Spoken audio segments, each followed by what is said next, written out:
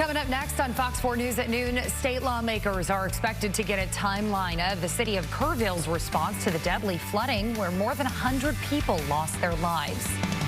Plus, disruptions for DART riders experiencing delays today after a train caught fire in downtown Dallas. On the eve of President Trump's next tariff deadline, a federal court still has to decide if his sweeping tariffs are even legal. I'm Rebecca Castor in Washington with the details coming up. You're watching Fox 4 News. Good afternoon, and thank you for joining us. I'm Hanna Battah. Well, another triple-digit day before a bit of a cool down.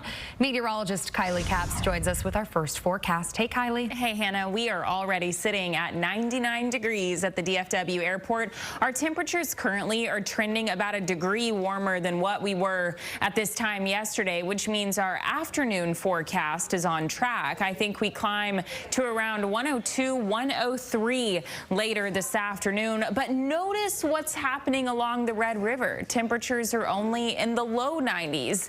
That's where a front is currently stalled, but out ahead of the front, temperatures soaring into the upper 90s already. We will likely touch 100 degrees by 2 o'clock this afternoon, maybe climbing a couple more degrees out ahead of the front, which is why that heat advisory is in place. It just went into effect at noon, and it is set to expire at 8 o'clock this evening. Now, this is to account for our forecast high temperatures, not necessarily the heat index, which is what we've been focused on the last several days. The heat index not as big of an issue later on today as the forecast high temperature is expected to be. But then that weak front arrives. That'll usher in slightly cooler air, some extra clouds. Highs will be in the mid-90s.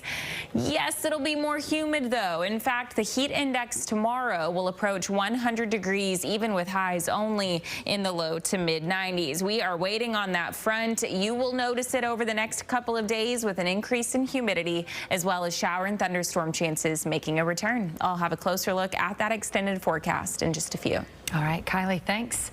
Well, despite several alerts about the flooding threat in central Texas days before the July 4th holiday, officials in Kerr County say none of those alert systems prepared them for the disaster that was coming.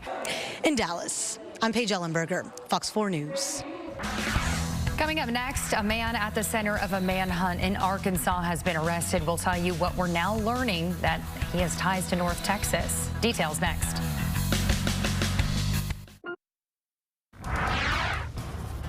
Well, there will be limited rail service today after a DART train caught fire in downtown Dallas yesterday afternoon. That's just one of your top stories this afternoon. 6 people had to be taken to the hospital as a result. DART was forced to stop all trains around downtown. Dallas Fire Rescue believes the fire was accidental, but the cause is under investigation. Riders will want to check the DART website for details on train schedule adjustments. Well, the first public hearing is underway in Kerrville on the July 4th Texas flood disaster. County and city officials are providing state lawmakers a timeline of events. The officials say none of the alert systems prepared them for what happened. More than 130 people died in total. We are streaming today's hearing on our YouTube channel and at fox4news.com. And our other top story this afternoon, more than a dozen people, 24 in fact, had to be hospitalized after turbulence on board a Delta jet. That flight was headed from Salt Lake City to Amsterdam, but it had to land in Minneapolis this morning. 288 people were on board. First responders took 25 who were seriously injured to a hospital for evaluation. And taking a look at the forecast, a heat advisory is now in place this afternoon, but an interesting cold front is on the way. Let's turn things back over to meteorologist Kylie Capps with the closer look.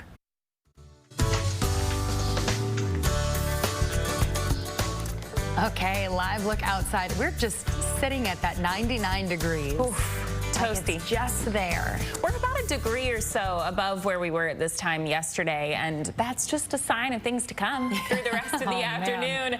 We'll likely be a degree or two above what we topped out at yesterday. Yesterday we hit 101, today 102 or 103. It's going to be close. Either way, a weak front arrives. A couple of showers and rumbles can't be ruled out, especially for northern parts of North Texas. As the front drops in, highs stay in the 90s through the weekend with a few more showers and thunderstorms. All right. Well, thank you guys so much for hanging out with us for news anytime. Head to our website at fox4news.com. We'll be back here at 3:30 for Texas Weather Live and 4 p.m. for your local news.